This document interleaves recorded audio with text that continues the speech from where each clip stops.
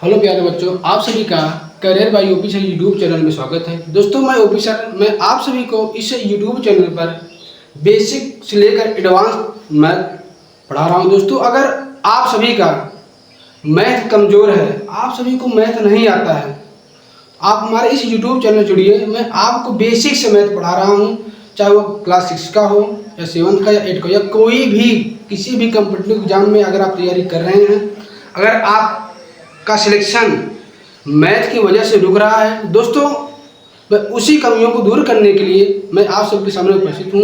और दोस्तों एक बात ये भी है, अगर आप चाहते हैं मैथ सीखना, आप कॉपी और पेन ले करके बैठ जाइए और हर चीज़ को स्टेप बाय स्टेप नोट करिएगा।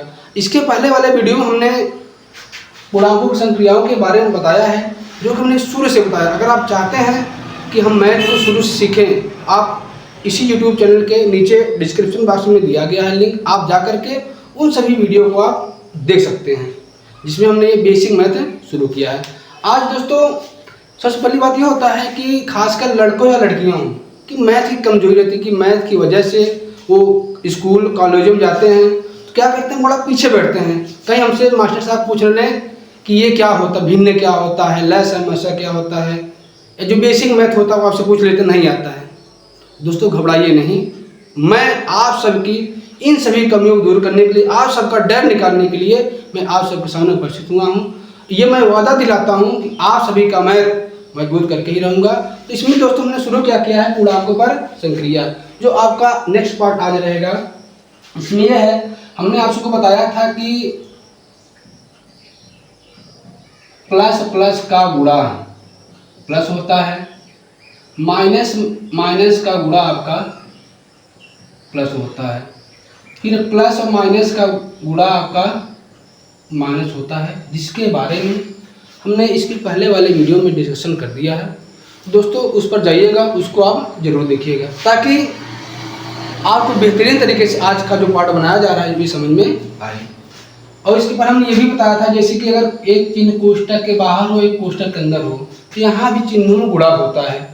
माइनस माइनस गुणा क्या होता है आपका, प्लस। ऐसे यहाँ एक प्लस रहे, एक रहे कोष्टक के अंदर प्लस, तो यहाँ क्या होगा, गुणा होगा, प्लस प्लस का गुणा आपका प्लस होगा। तो ये मैं उम्मीद करता हूँ दोस्तों आपको समझ में आ रहा होगा। अगर समझ में आ रहा है तो लाइक करिएगा, शेयर करिएगा और सब्सक्राइब करिएगा, क्योंकि अगर आप जितना किसी चीज़ को भेजोगे किसी के पास, जितना आप ज्ञान बांटोगे उतना आपका भी ज्ञान बढ़ेगा। अगर आप ज्ञान बढ़ाना चाहते हैं तो अपने दोस्तों को इस YouTube चैनल से जोड़िएगा और बेहतरीन तरीके से मैं आपको पढ़ाने जा रहा हूँ। तो इसमें अगले वाले पार्ट में हमने ये सभी चीज़ें आपको बताया था। दोस्तों आज मैं इस पार्ट में आपको बताने जा रहा हूँ कि भाग क्या होता है, पूर्णांकों का जो भाग होता है वो कैसे किया जाता है। तो जिस प्रकार से आपका गुणा होता है उसी प्रकार से आपका भाग होगा। भाग प्लस प्लस का भाग, अगर हम प्लस में प्लस से भाग देंगे तो प्लस आएगा। वैसे अगर माइनस में हम माइनस से भाग देंगे तो आपका प्लस आएगा। अगर एक प्लस हो एक माइनस हो, उसमें अगर हम भाग देंगे तो आपका माइनस आएगा। यानी जैसे गुणा होता है वैसे भाग। गुणा में क्या होता है कि आप पहाड़ा पढ़ते हो, भाग में क्या होगा कि कितनी बार भाग जाएगा। जैसे हमने कहा कि प्लस 20 भागे प्लस 5 है। समझ पा रहे हैं दोस्तों? अगर समझ में आ रहा है तो देखिएगा एक बार फिर से कि हमने क्या बताया था, प्लस प्लस का भाग क्या होता था, प्लस होता है। जैसे गुणा वैसे भाग। इसमें क्या होगा, आपको 20 में 5 से भाग देंगे, कितनी बार जाएगा, 5 के 20, आपका 4 बार भाग जाएगा। अब इसे हमने कहा कि -60 भागे -12 कर दिया, तो माइनस माइनस का भाग क्या हो जाएगा आपका, प्लस रहेगा। अब 12 पंचे आपका 60 रहेगा। ऐसे अगर आप आ गया प्लस 30 हो गया भागे -5 हो गया। प्लस माइनस क्या होता है, प्लस माइनस का भाग जो होता है आपका माइनस होता है।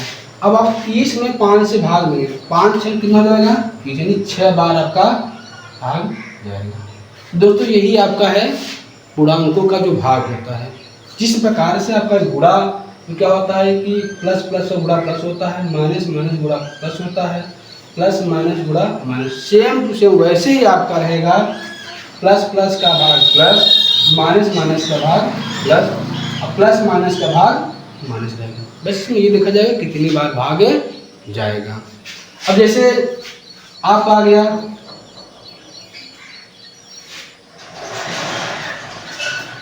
प्लस 140 भागे प्लस आपका 7 आ गया। अब 140 में आपको भाग देना है 7 से, कितनी बार भाग जाएगा आपका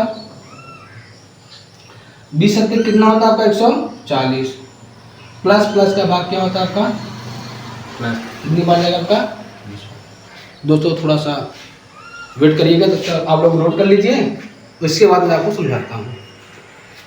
तो प्यारे बच्चों, मैं आशा करता हूँ कि आप सब बेहतरीन तरीके से इसको नोट्स कर लिए होंगे और अपनी कॉपी पेन लेकर के। अब देखिएगा मैं अगला क्या बताने वाला हूँ। अगला जो आपका टॉपिक रहेगा दोस्तों, मैं उसको बताने से पहले मैं आपको यह बताना चाहता हूँ कि मैं इस यूट्यूब चैनल पर कॉम्पिटिटिव एग्जाम की भी तैयारी करवाता हूँ। अभी आपको जो हाल ही में वैकेंसी आया हुआ है, आने वाली है, यानी कि यूपी होमगार्ड का और यूपी पुलिस का, मैं उन दोनों की तैयारी इसी यूट्यूब चैनल पर बेहतरीन तरीके से करवा रहा हूँ। और मैंने उन सभी तैयारियों के बारे में हमने जो उनका सिलेबस था, जो भी सिलेबस है उसके बारे में हमने डिस्कशन कर दिया है।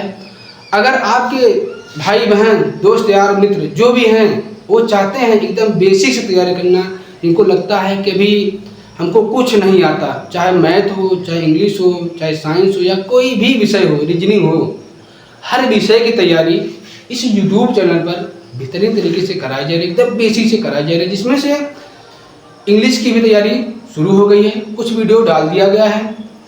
अगर आप चाहते हैं देखना तो उसको आप इसी यूट्यूब चैनल के डिस्क्रिप्शन बॉक्स में जाइएगा, वहाँ उसका लिंक दिया है और हमारे साथ ये बेहतरीन तरीके से आप सबको पढ़ाए हैं। दोस्तों अभी हमने इसमें जो है आपका पूर्णांकों पर संक्रियाओं के बारे में चर्चा किया है, बताया है।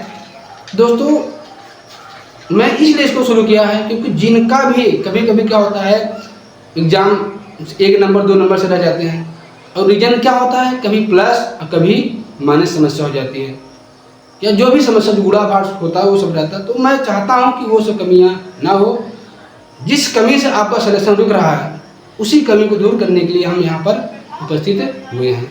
दोस्तों यही सूचना था। अगर आपके भाई बहन जिनको मैथ से डर लगता है या इंग्लिश से डर लगता है, आप चाहते हैं बेहतरीन तरीके से सीखना, आप उन सभी भाइयों बहनों को जोड़िएगा। ये मैं आपको वादा दिलाता हूँ कि आप सभी का कोई भी सब्जेक्ट हो, किसी भी प्रकार की कमियाँ नहीं छोड़ी जाएंगी। दोस्तों इस वीडियो को लाइक करिएगा और शेयर भी करिएगा। तो मैं आपको अगला पार्ट बताने जा रहा हूँ। अब इसके बाद जो आपका आएगा पूर्णांकों संक्रिया के बाद, इसमें आपका ये रहेगा कि गुणनखंड क्या होता है, गुणनखंड किसे कहते हैं। तो दोस्तों मैं थोड़ा सा आपको बता देता हूँ गुणनखंड क्या होता है।